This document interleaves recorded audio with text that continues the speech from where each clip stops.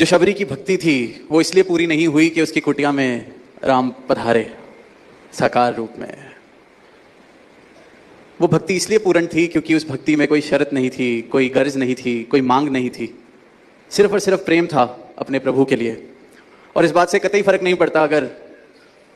किसी कारणवश, जैसे इतिहास में लिखा गया है कि उनके कुटिया में चरण डाले स्वयं प्रभु राम ने, अगर पास से भी गुजर जाते, अगर उस गांव में ना भी आते, तब भी शबरी की भक्ति पूर्ण, क्योंकि वो जो भक्ति है वो प्रेम है। और प्रेम मजबूर नहीं इस रूप में कर सकता, वो तो निरोल प्रेम। और कई बार ऐसा लगता है कि इस उदाहरण का जब हम सहारा लेते हैं तो हम बड़े सारे परिणामों से अपनी भक्ति को जोड़ लेते हैं नाप तोल के लिए, कि अगर ये हुआ तो मेरी भक्ति पूरी है, अगर ये नहीं हुआ तो मेरी भक्ति में कोई शायद कमी रह गई, अगर आज मेरे कहने के अनुसार